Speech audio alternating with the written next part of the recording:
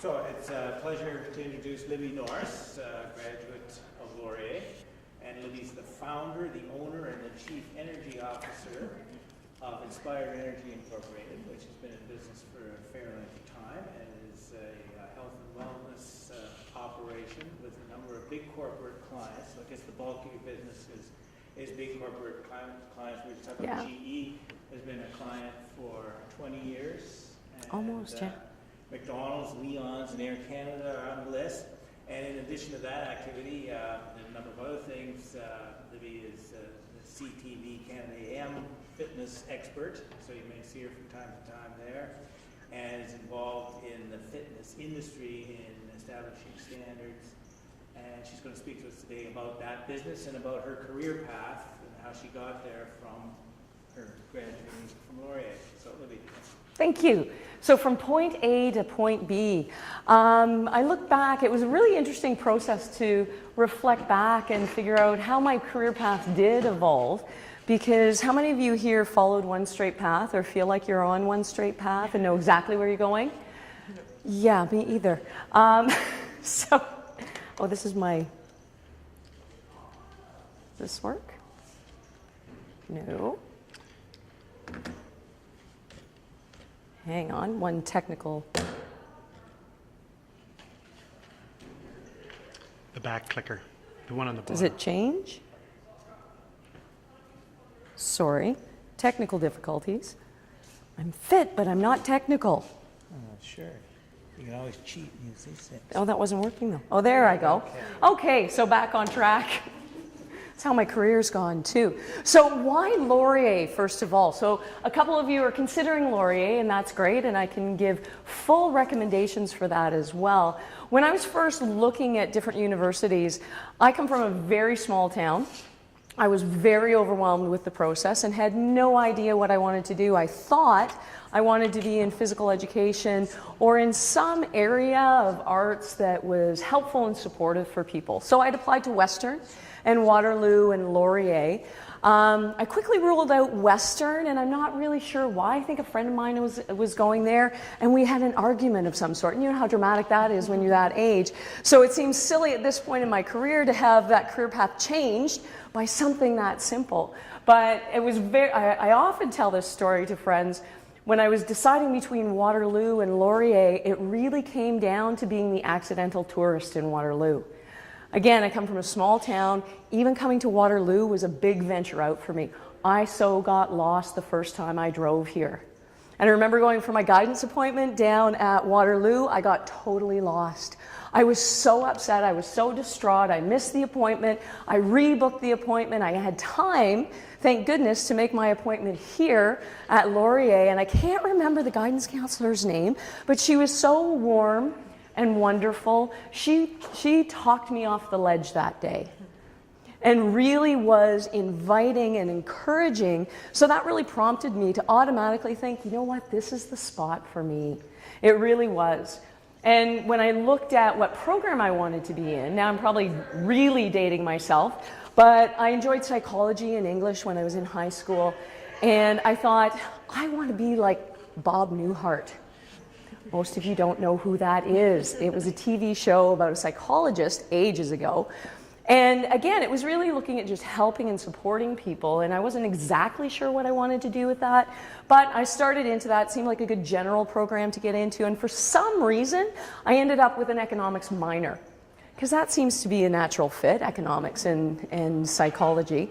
I wasn't really a natural fit in with economics, but the one really great outcome of that is I met one of my very best friends and somebody who was going to be my roommate for the balance of my time at Laurier. So even if it's not going to assist your career path, you never know how certain decisions in your life are going to redirect your life as well.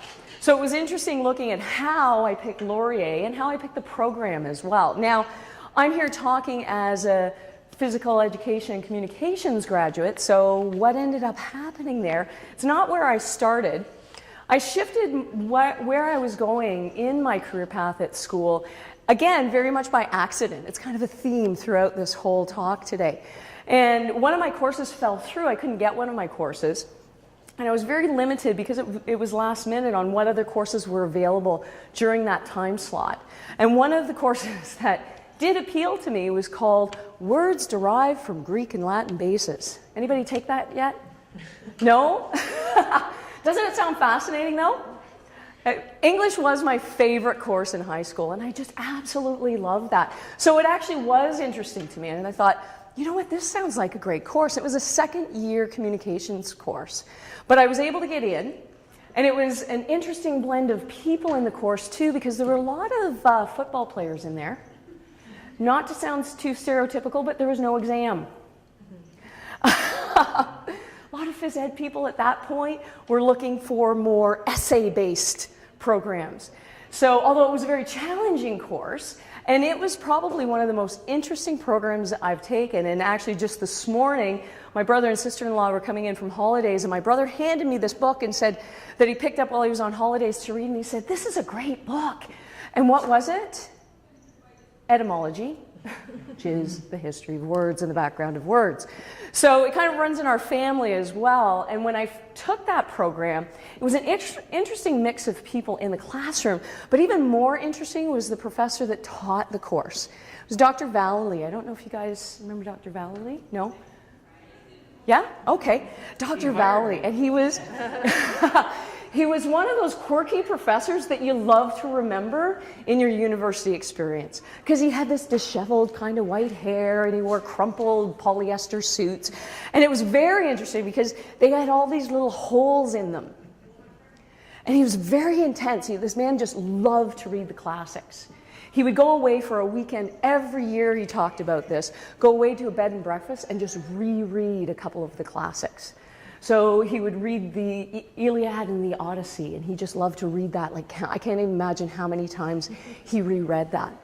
But we were really curious the one day, because he was so passionate about his area. We're really curious, though, about these spots on his suit.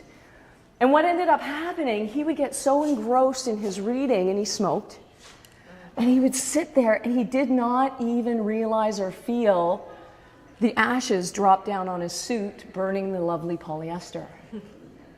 And I thought, if somebody could be that intense and passionate about what they're doing, that's somebody I want to follow. And he happened to be the coordinator of the communications program. So I thought, I am switching.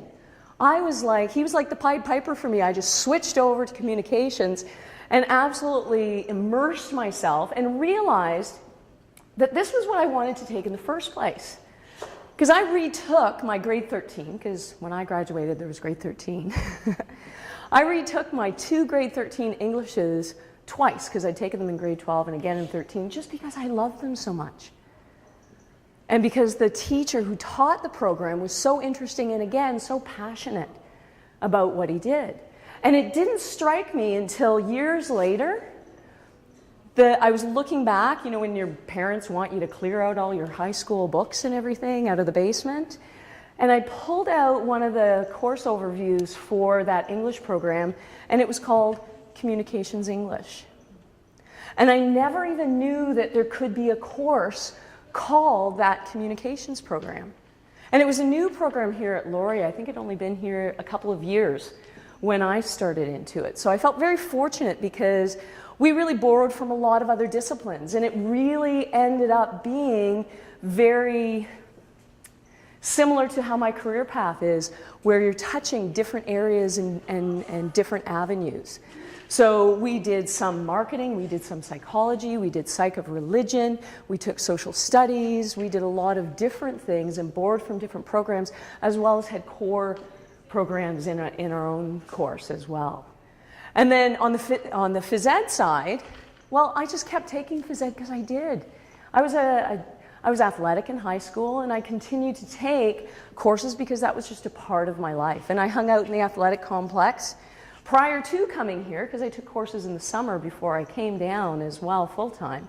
And I found the dingy weight room that it had been, that it's no longer anymore, and just like to hang out there, and that's where I met a lot of my friends as well. So I just started taking phys ed courses because that's what I did, and I thought, well, I might as well end up taking this coaching option program that they've got. And I really enjoyed the people. You end up with your favorite profs who you don't realize at the time, but who end up being these amazing mentors and impact your beliefs and your values years later. And Bill McTeer was one of my favorite profs here. And I reiterate and quote his definition of fitness countless times when I do learning at lunch presentations for my corporate clients. That fitness is not being a fitness model or an athlete. It really is having the energy to do the things you want to do after you finish the things that you have to do. Now, I'm not sure if Bill made that up himself, but he could have, but I certainly give him credit for that quote time and time again. So, and I love the quirky characters that were down in the athletic complex. There's a mix of interesting people. And not only were they quirky, they were wonderful and loyal and long-term life friends. And you could see that in the relationships down at the athletic complex. And that was wonderful. And again, that drew me in, and I thought, I really want to be a part of that.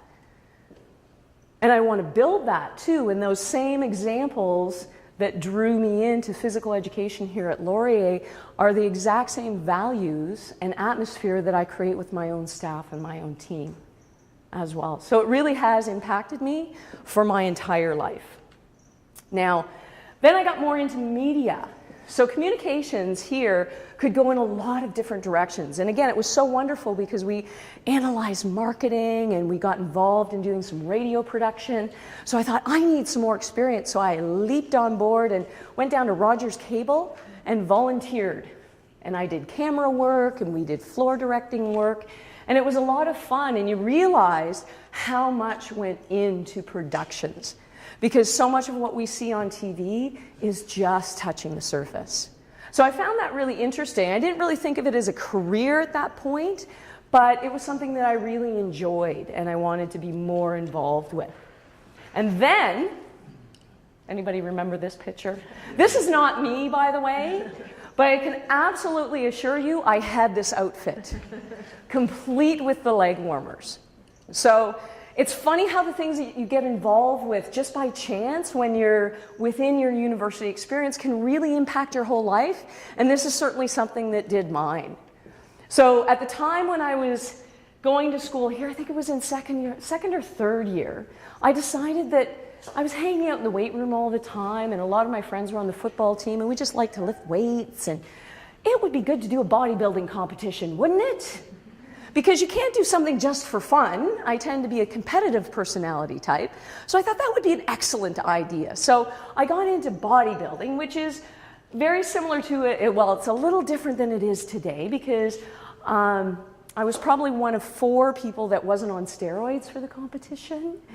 But I had no coach. I had no idea what I was doing, but it was an interesting experience just to know what went into the whole process. But it helped me leap into fitness. I didn't win the competition, by the way. But it helped me leap into fitness because I was looking for a part-time job while I was here at school, and I was waitressing and doing some bartending. But I also wandered into a fitness club called Lady Fitness down in Kitchener. And I was going to teach weight training to the members that were there. And that was great. It was a great part-time job. It was doing something I would do anyway, and I'm getting paid for it. How great is that? So I started that job, and after a few weeks, they said, well, you're here anyway. We should have you teach a couple of classes. Well, now we go back to my small town roots. I had never seen a fitness class before, for heaven's sakes, let alone taught one. And this is where you get into the background of fitness side and how it's changed and evolved over the past couple of decades. So I knew nothing about teaching a class. I watched the 20-minute workout. Has anybody seen that? I know some of the older people in the crowd may have seen that. You guys probably not. You want to YouTube that and check that out because it is really interesting and it's quite funny. Or some Jane Fonda videos or DVDs. And she's actually come out with a new one. God love her. She's been doing that for ages. So I watched the 20-minute workout. I made a tape of records for my music. Yes, that's how we did it back then. And then I taught my first fitness class, not knowing what I was doing in the least, but 25 years ago, that's what we did. We just fumbled through it.